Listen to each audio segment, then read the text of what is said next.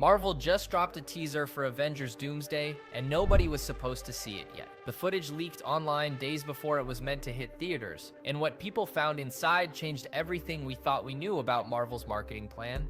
Instead of traditional trailers, Marvel created something completely different. 4 short character-focused scenes that would roll out in a specific order, but then at the last second, they switched everything around. So today I'm walking you through how this leak happened, what the actual footage shows, why Marvel changed their entire strategy, what the countdown clock reveals about the plot, who the mystery characters are in the remaining teasers, and whether this whole theatrical exclusive thing is genius or a disaster. Should you be hyped or worried? The leak hit the internet on a random Tuesday night. Someone posted the Avengers Doomsday teaser to Twitter, and within minutes, it was everywhere. Reddit threads exploded, Discord servers went wild.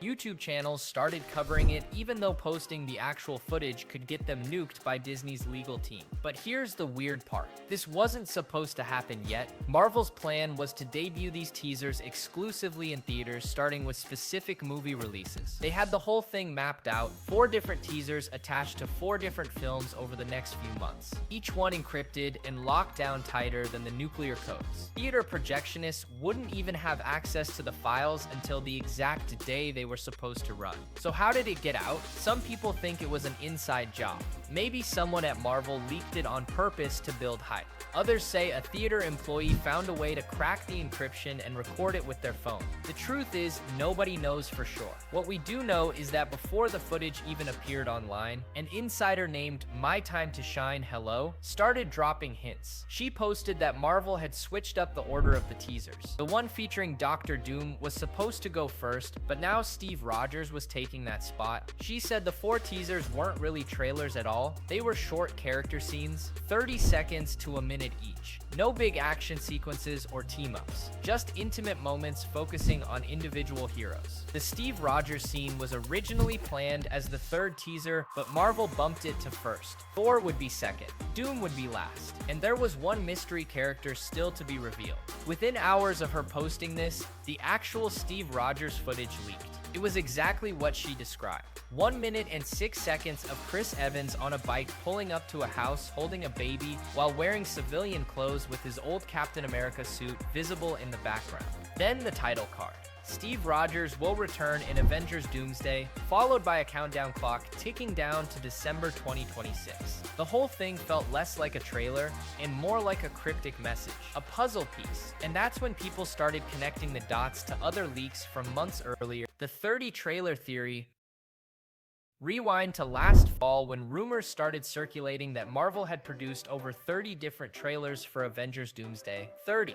That seemed insane. Why would any studio make 30 trailers for one movie? The answer is they were testing everything. Different tones, different reveals, different character focuses. They wanted to figure out what resonated with audiences before committing to a marketing strategy. Some versions were traditional 2-minute action-packed trailers with explosions and quips. Others were slower and more dramatic, focusing on the emotional stakes. A few were straight-up experimental. One reportedly opened with Robert Downey Jr. as Dr. Doom giving a monologue directly to camera, breaking the 4th wall. Another showed multiple versions of the same scene playing out across different universes. Marvel screened these internally into small test audiences, they tracked reactions, they analyzed social media sentiment. They probably even used AI to predict which versions would generate the most buzz. And then they made a decision. Instead of dropping one massive trailer that reveals too much, they would release 4 short character-focused teasers, each one designed to make you ask more questions than it answers. Each one building anticipation without spoiling major plot points. It was a gamble. Traditionally, studios front-load their marketing with big flashy trailers 6 months before release. They want to get people talking early and keep that momentum going. But Marvel was trying something different. They were betting that mystery and restraint would generate more hype than spectacle. The Steve Rogers teaser proves they might be right. It shows almost nothing. A guy on a bike, a house, a baby, a suit, a countdown, and yet people lost their minds. Everyone immediately started theorizing. Is Steve Rogers married? Whose baby is that? Why does he have his old suit? What universe is he in? Is this before or after Doomsday? The teaser created a curiosity loop.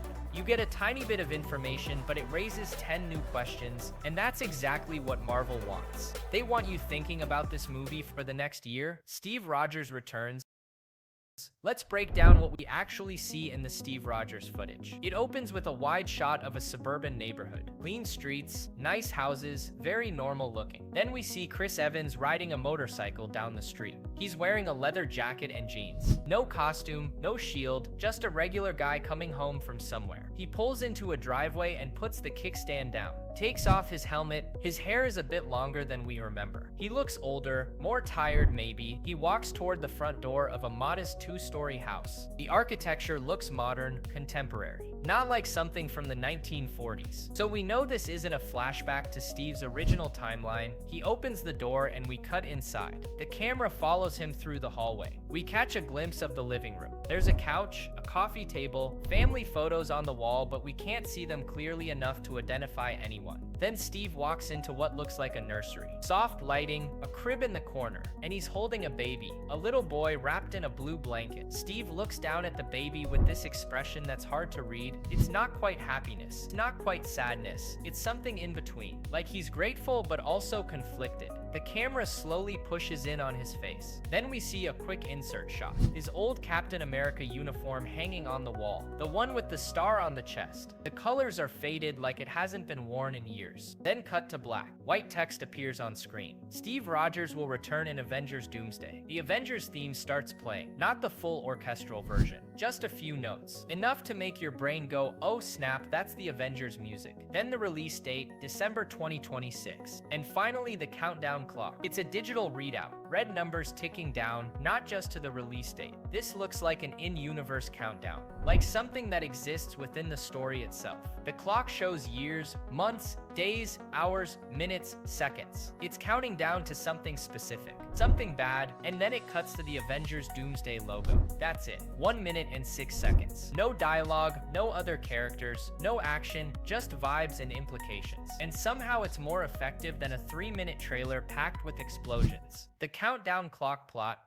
That countdown clock is the most important detail in the entire teaser. Here's why. Months ago, an insider leaked a massive plot summary for Avengers Doomsday. At the time, people weren't sure if it was legit, but the countdown clock confirms it. According to that leak, the movie opens with Reed Richards, Beast, and Shuri working together to solve a problem. The multiverse is collapsing. Multiple Earths are on a collision course with each other. In the comics, this is called an incursion. Two universes occupy the same space at the same time. When that happens, both universes are destroyed. Only one Earth can survive. In the leaked plot summary, Reed Richards figures out exactly when the incursion will happen. He builds a device that calculates the precise moment when Earth 616 will collide with other realities. The device displays a countdown, and that countdown becomes the ticking clock hanging over the entire movie. The heroes know exactly how much time they have to stop this, except they don't know how to stop it. That's where Dr. Doom comes in. In the comics, Doom is the only person who figures out how to save a single Earth during incursions. He creates the Battleworld, a patchwork planet made from the remnants of destroyed universes. He becomes a god. He rules over everyone who survives. The heroes hate him, but they need him, because without Doom, everyone dies. So if the countdown clock in the Steve Rogers teaser matches the countdown in the movie's plot, that confirms the leak is real. And if the leak is real, we can use it to predict what happens in Avengers Doomsday and Secret Wars. The Steve Rogers teaser isn't just a random character moment. It's showing us what Steve has to lose. He's built a life, he has a family. Maybe he's married to Peggy in an alternate timeline. Maybe the baby is his son. Maybe he finally got the happy ending he wanted. And now he's about to lose it all because the multiverse is collapsing. That's way more compelling than just showing him punching bad guys in a trailer. It gives his character real stakes, real emotional weight, and it makes you care about what happens to him, Thor and the Mystery Third. So we know Steve Rogers got the first teaser. Thor is reportedly getting the second, and Dr. Doom is getting the fourth. That leaves one mystery character for the third slot. Let's talk about Thor first. The insider didn't give details about what his teaser shows, but we can make some educated guesses based on where his character is at right now. The last time we saw Thor was in Love and Thunder. He was raising Gorr's daughter. He seemed semi-retired, not really Avengering anymore, just being a space dad. But we know Chris Hemsworth is coming back for Doomsday, so something has to pull Thor back into the fight. My guess is his teaser will show him in a moment of peace, maybe training Gore's daughter, maybe hanging out with the Guardians, and then something happens. Maybe he sees a vision, maybe he gets a warning, maybe the sky literally starts tearing apart, and he realizes he has to suit up one more time. The teaser will probably end the same way the Steve Rogers one does, with a title card. Thor will return in Avengers Doomsday, and a countdown clock, now the mystery third character. This is where it gets interesting. The options are basically anyone who's confirmed for the movie. It could be Sam Wilson. He's the new Captain America. It would make sense to give him a teaser showing how he's handling the pressure of replacing Steve Rogers. It could be Captain Marvel. She's one of the most powerful Avengers. A teaser showing her dealing with cosmic threats could set up her role in stopping the incursion. It could be one of the X-Men. Professor X maybe, or Wolverine. Marvel is integrating the X-Men into the MCU, and this would be a perfect way to introduce them. Or it could be someone completely unexpected. Shuri, Wanda, Monica Rambeau, maybe even a Fantastic Four member since their movie comes out before Doomsday. My personal bet is on Sam Wilson. Here's why. The Steve Rogers teaser shows old Cap at peace. The Sam Wilson teaser could show new Cap struggling with the weight of the shield. It would create a nice thematic parallel. Old generation versus new generation. Retirement versus responsibility. Plus Sam Wilson's Captain America movie comes out in February 2026. That's the perfect time to drop his Doomsday teaser. Get people hyped for both movies at once. But honestly, Marvel could surprise everyone. They love doing that. Maybe the third teaser is Yelena Belova. Maybe it's Wong. Maybe it's Deadpool breaking the fourth wall and roasting the entire marketing campaign. We won't know until it leaks or Marvel officially releases it. The theater gambit. Now let's talk about the elephant in the room. These teasers are exclusive to theaters, at least initially. You can't watch them online unless someone leaks them. You have to buy a movie ticket and sit through another film just to see 1 minute of Avengers footage. A lot of people are mad about this. They're calling it a paywall. They're saying Marvel is being greedy. They're complaining that not everyone can afford to go to the theater multiple times just to watch teasers. And I get it, that frustration is valid. But here's the thing. Marvel isn't doing this to punish fans. They're doing it because theater owners are desperate. Box office numbers have been rough since the pandemic. Streaming killed the habit of going to the movies every weekend. Studios are struggling to get people off their couches. So Marvel made a deal. We'll give you exclusive content if you help us fill seats. It's a win for theaters, it's a win for Marvel. And honestly, it's kind of a win for fans too. Hear me out. These teasers are not the real trailer. They're appetizers. The actual full trailer will drop online for everyone to watch for free, probably around summer 2026, 6 months before release. That's the traditional marketing window. So you're not missing anything important by skipping the theater exclusives. You're just missing early access. It's like a video game beta. Some people get to play early, but everyone gets the full game eventually. Plus, the exclusivity creates hype. People love feeling like they're part of something special. If you see the Steve Rogers teaser in a theater before it's officially online, you get to be one of the first. You get to post about it. You get to theorize with other fans. You become part of the conversation. That's valuable. That's memorable. Compare that to a regular trailer drop. Marvel tweets it out. Everyone watches it at the same time. It trends for a day. Then people move on. There's no sense of discovery, no excitement. The theater exclusive strategy makes these teasers feel like events. And Marvel is really good at making their movies feel like events. The leaks complicate things, obviously. If people can just watch the footage online anyway, then the exclusivity doesn't matter. But even with the leaks, most fans will still wait for the official release. They want the high-quality version. They want to experience it the way Marvel intended.